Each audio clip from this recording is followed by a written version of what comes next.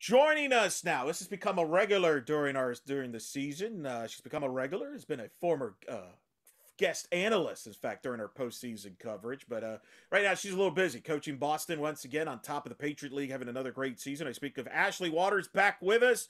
I like this tradition. It's a little later than normal, but hey, when you're winning as you're like you all having the success you're having, it's totally understandable. How you doing? I'm doing great. It's been a great spring and nice to get back on the road and have kind of the COVID implications and some of those rules pushed to the side a little bit so these kids can, travel and play softball. So it's been a lot of fun this spring.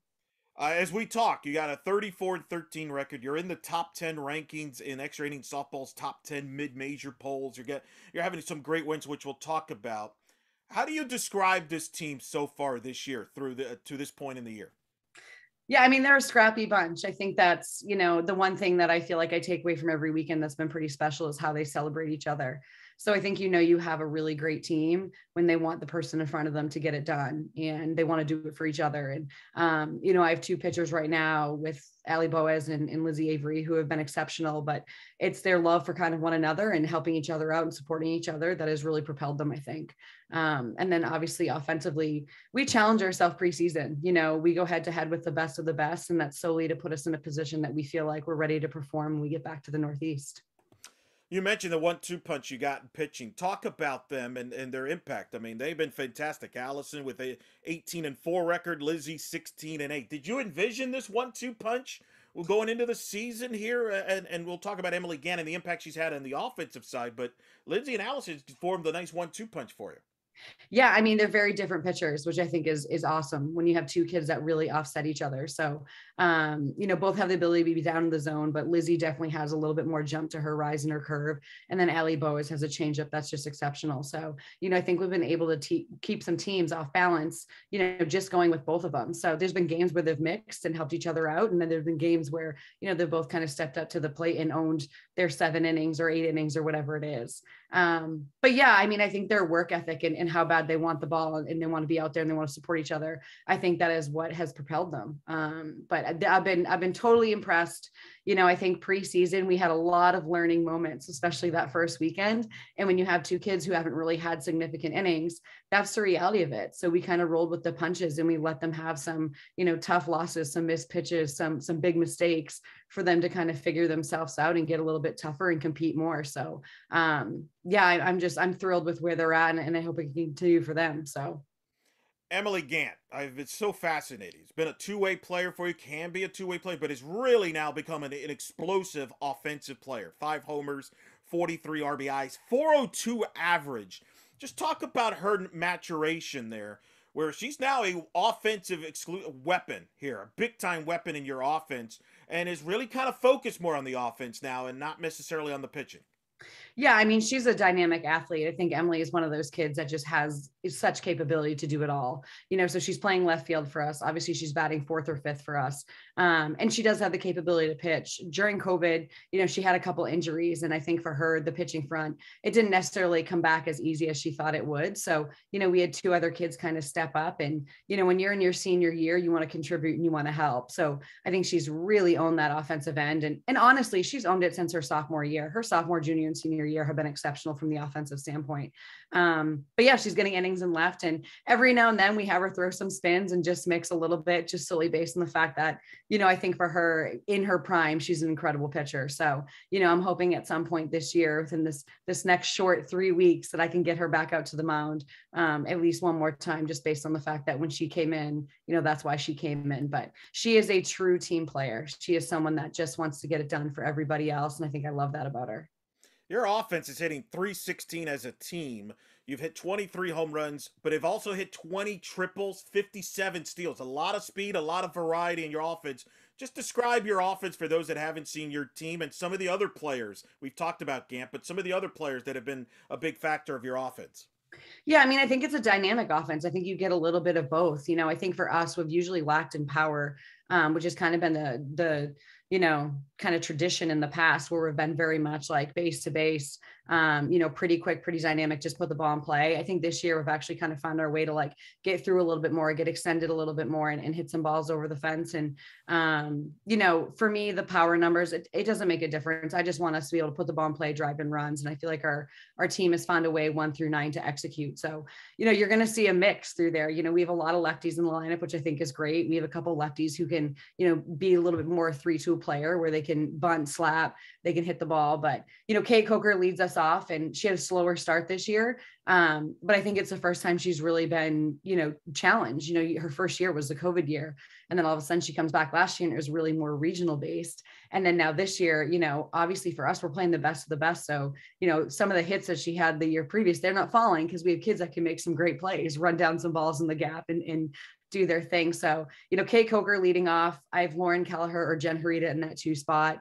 And then Kayla Ronson's been massive. I mean, she's a sophomore that she broke her hand her freshman year. But Kayla Ronson, I mean, she stepped up to the plate at the beginning of this year. And I mean, she's hit pretty much everybody. So there hasn't been a team that we've faced that she hasn't been able to do something significant. So she really, in the preseason, I give her a lot of credit because I think she's the one that really kept us in games and offensively allowed us to kind of succeed. And then Nicole Amodio's in that mix. So, Nick had a lot of preseason home runs, a lot of RBIs. So between her and Kayla in preseason, they really kind of propelled us to get some wins and some big wins against some great teams. But yeah, it's, when you look down the order, to me, I feel like 1 through 9, especially back in conference, I feel like head to head, we match up really strongly against other lineups just based on the dynamic of what we have. What's been the biggest surprise maybe that you didn't expect this year from your team? Because there were questions about your team going into the season about certain players no longer on the here and stuff, and hey, could this year be the year they struggle? No, and you've picked up at the same high level you've been to. Just to describe that, like kind of maybe some of the surprises on this team, and maybe satisfactory that hey, here you are again in the mix. Yeah, I mean, I think for us, when you have expectations and you have standards, it doesn't make a difference who chooses to stay or who chooses to leave. And I really believe programs aren't built around one person. One person can certainly make an impact, right? But you figure, I mean, you need a full defense. You need kids that can make plays. You need an offense that can score runs. You need a pitching staff that can keep us in games. So, when I look at it from afar, my expectation was high this year, regardless of who was with us and who wasn't. So, I think the kids knew that, but I have to tell you, it's a really special dynamic of just who they are. These kids love to play and they love to play for each other, which I think any coach will tell you.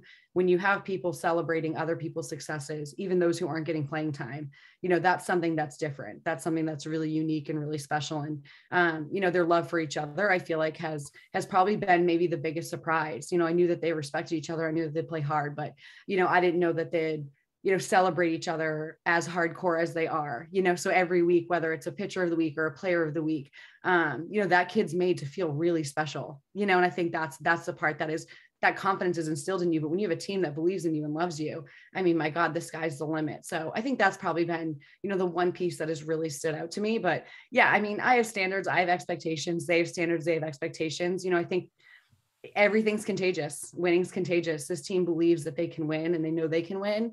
And that's been kind of the tradition of what my past, kind of 7 years have been at this program. So, they believe in it and they believe in what we're doing, which is, something that has kept us in the position that we are.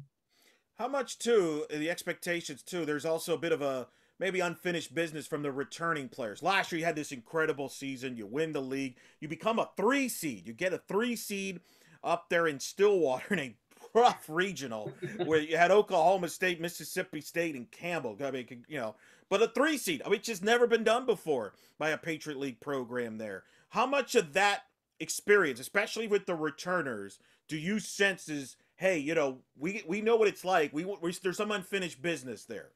Yeah, I think we had that conversation preseason just solely based on the fact that the year prior we weren't tested. And we got to play a very regional schedule. And I think there's some really great teams in the Northeast, but, you're not talking, we're playing the UCLAs or the Oklahomas or the, UCF's preseason. And I think that was the difference. When we got to that regional, those kids hadn't experienced, what was sitting in front of them. And I do feel like we played a good game against Mississippi State and we played well enough to win.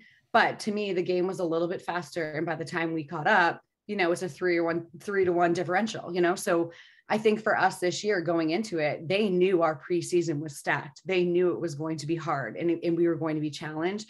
But to me, like, we didn't back down from that. So one of the things I always say is, I don't fear losing. I fear not competing. And that's our team. Like, we can't fear losing. You're going to lose. That's the reality of it. Anyone can lose on any given day. But us not competing, that's not going to work. And I think for them, they dig deep and they want to compete. And I think, if we do have an opportunity this year to get back to a regional, I mean, that's the goal. You show up, you compete every pitch, every bat, every inning, whatever it is. You just have to be willing to go head to head and fight someone. Let's talk about the schedule, because obviously you opened the season in Charlotte. You played Notre Dame, who's having a great year. Charlotte's had a great year. You go to Athens to play there. You play Delaware, who's currently in top of the Colonial. But the one that really stands out, obviously, February 18th. I actually watched the game.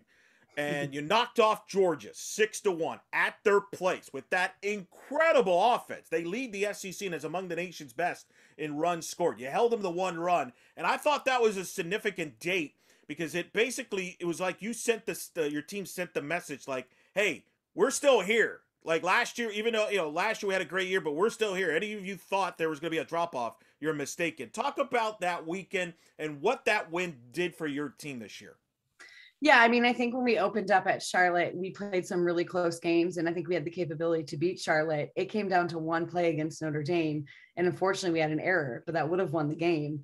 So for us, I think we knew coming out of that first weekend, even 0-4, oh man, we can hang, we can play. So changing that, switching directions, going back home, then heading obviously down to Georgia, there was a different confidence in our step, just knowing how close we were obviously in those Charlotte games. And then you switch it. And, for us, I think February 18th is my birthday, lucky day. So we wanted to get a big win that day, but we beat Purdue in the morning and then had Georgia at night. And I tell you, it's the confidence to go out there and just compete with anyone. Those kids get dressed the same way, right? They make mistakes. They're going to miss hit pitches. That's the reality of it. And I think for us, our offense really sparked us. We were able to continue to keep distancing ourselves. And, that's been our motto this year, separate ourselves. And, I think for us, not allowing them to generate runs, and they'd get people on, but finding a way to kind of shut it down. I think that was when our pitchers kind of finally felt like they were coming into their own. They were doing their thing. They could do this, they could hang. And our offense obviously felt like, hey, we can battle with anybody. We can hit anybody.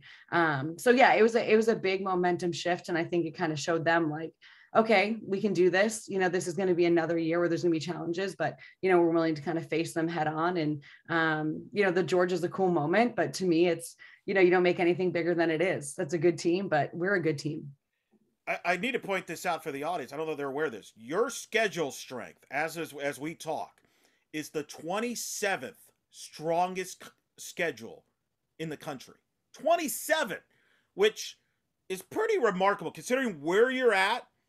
You're not in a quote Power 5 league where a lot of these schools kind of benefit from a scheduling type of, like, you got to go schedule to be a top 30 strongest schedule. You've always scheduled strong, but is this the strongest schedule you've ever had?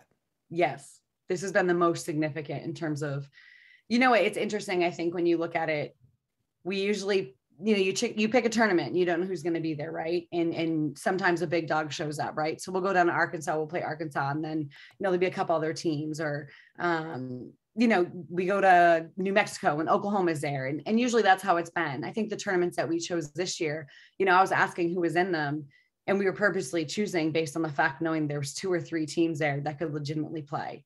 And I think it was more of a push of, we have some young kids on this team, and we have some kids that didn't get to experience what it's like to play the best in the country based on COVID. So it definitely has been the most difficult schedule we've had, the most challenging, but I also feel like it was the most rewarding. Some of those losses gave us some information that we really needed to obviously get ourselves to a better spot. How do you, these are young people, 18 to 22-year-old, and you're playing a strong schedule. So there are going to be some weekends where you might play well, but the win-loss record doesn't show that. But players kind of let that get to them. Like I've talked to players and coaches that play in Clearwater in the Invitational. They could go 2-4 and they feel like they're a failure, even though they play great competition. How do you keep that confidence up, even if the win-losses are not there, and tell them, hey, you're going to be fine. You're playing fine. You're playing. It's going to pay off down the road. How do you do that with young people? I think for us, the message is, did we compete?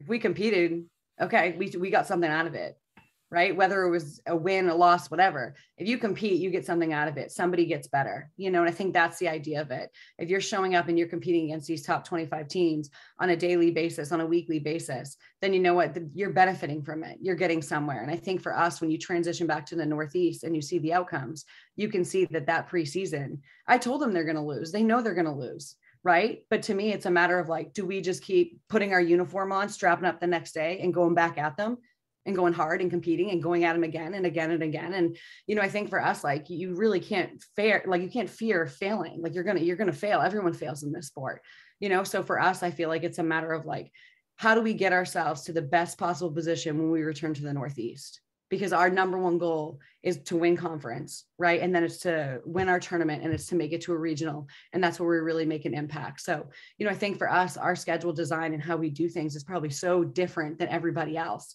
I think for the SECs, every weekend for them is a grind. They have to play the best in the country every weekend. I think for us, we play the best in the country every week in preseason, and then it flips. So, we're trying to look at it as, how do we get ourselves to the best possible spot? We're the best possible team. And we've learned the most, going back into the most impactful part of the year for us. And adversity too. You want to see what your team handles adversity. When you've been on in the past, usually around the West Coast time, you've said, this is a trip I look forward to because I know we're going to face some adversity. I want to see how they handle it. You learn something from your team every year you go to the West Coast. I don't know if that was the case again this year when you went out west. You played another tough competition. You won at San Diego State in their place. They're winning the Mountain West. You had a battle with UCF back and forth game. They're having a great year, ranked in the top 25. How much of that, too, is a factor that, I want to know how my team handles adversity. I can't wait till May to find that out, right? 100%. I think that's a piece of it. You need to you have to lose, you have to be battle tested, you have to fail, you have to have all those things happen to kind of see what you're made of. And there's kids that are going to roll over and there's kids that are going to stand up and they're going to keep going back at it, and I think for you figure out who your players are, who your team is when that happens. We had some obviously really great games where I felt like, hey, we're in it, we're going to win it. And then maybe late in the game, we blow it. Maybe we have a missed pitch, maybe we have a missed sign, and those are pieces where they're just learning moments. And I think, if you look around the country, if you're watching these games, which softball, I love the fact that it's aired so much right now and you can kind of watch it at any point, but you see mistakes, so for us, I'd rather have those mistakes come early and often for us to figure out, okay, how do we get rid of that? How do we get better with that? And have small focal points.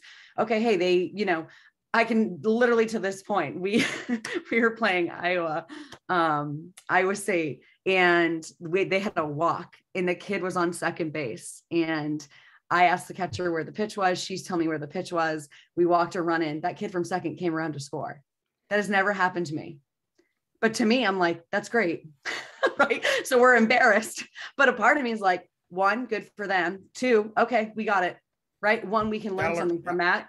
And then two, all right, that will never happen again. And I think for us, you figure those pieces out really early and you try to minimize them. So, I think for us, like our kids, they grind and they work hard, but I tell you what, they're very smart kids. So when you give them something to focus on and you say, hey, we're going to run first and thirds like this, or, hey, we messed up on this play, or, hey, they own that. In reality, I don't really see it again, so I think that's the part that we're really taking from preseason right now, which is great.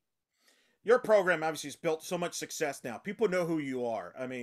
Really, and you've had, the program's had success prior to your arrival, but I think your program got on the national scene a few years back when you beat Oklahoma in New Mexico. I remember we had you on the week after that. You were a very on-demand person that week. I was like, who's Eric Lopez? Right. People still ask that. Yeah. But I'm curious, with the success you've been having now, and you've knocked off teams. Georgia you're knocking teams off. It's not like you're just showing up. You're knocking teams. Is it become easier to schedule? Because people are like, hey, this is a good team. We should have them in our tournament. They'll be great. They help our RPI. Or has it become harder because you might beat them? How has that process been with all the success here moving forward?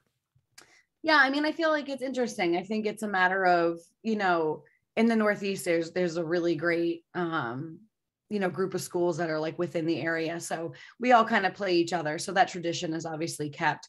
I think heading a little bit more to Connecticut, New York, maybe those have kind of subsided a little bit more. But, in terms of the preseason, I think coaches are great about their preseason tournaments. And, we've had obviously some great opportunity to go to some places. And, for us, like we haven't had any issue yet in terms of being like, hey, can we join your tournament? And someone saying no. If it's full, it's full. But, I think for us, it's I hope our reputation is one of a team that can really compete and play hard and it's not going to be one that you're just going to roll over. I think that's something that's pretty, special to me and something that I want to be known, that we're going to show up and we're going to play hard. But other than that, it's been, we've been fortunate with our scheduling to get some really great schools who want to play us, who want us to come. Do you have a kind of a plan in mind when you're filling out a schedule? Is there certain things you're looking for? Obviously, you're not going to mention teams and stuff like that. I get that, but like I'm curious when you have in your mind you want to play a tough schedule, but there's a lot of there could be a lot of options to pick from. Yeah. How do you go into that process and thinking this is the toughest schedule, but it's also the best schedule for our team? Yeah, I mean, I think when you look at, academically, I mean, obviously in terms of Boston University, that comes first. So, the beginning part of the year is pretty stressful in terms of their overall travel and what they need to get done in the classroom. So, we do try to choose a couple that are fairly closer, which Charlotte was brilliant. That was amazing. They had great competition, but it also was within, a quick 2.5 hour flight, which was awesome for us. So we try to obviously push it. We know California every single year traditionally is going to be difficult. Those California teams, one, are great, but two, a lot of people go out to the West Coast to play really great competition. So we always know we're going to have that, 10 or 11 game span that we're going to have that opportunity. And then, beyond that, those first couple of weekends, I always look for, a top 25 team, maybe to be in each, or maybe at least be in two of them, just so we have that experience of knowing, okay, hey, this is what we have to be able to get through in order to win at a regional, because we're going to get one of those top teams. Talk about the league now, the Patriot League. How do you keep them locked in? Because it's a game by game. And as you know, conference is a completely different animal than the non conference. You have a target on your back as the defending champions. That comes with the territory. How the process in the league and what has stood out so far from the league and your thoughts here as you move forward. I mean, teams are going to gun for you. You're going to get their best game every time. Yeah. And I mean, I think that's something that you earn, it's a privilege to have that kind of pressure. And our kids know when they show up every single day that teams are going to play their best against us and that people want to beat us. But for me, looking at it as a whole, they should all want to beat each other. It doesn't make a difference, like whatever, it's a 3-game series. I mean, your job when you show up to the field is obviously to compete and win. And I think that's like, we keep it very simple.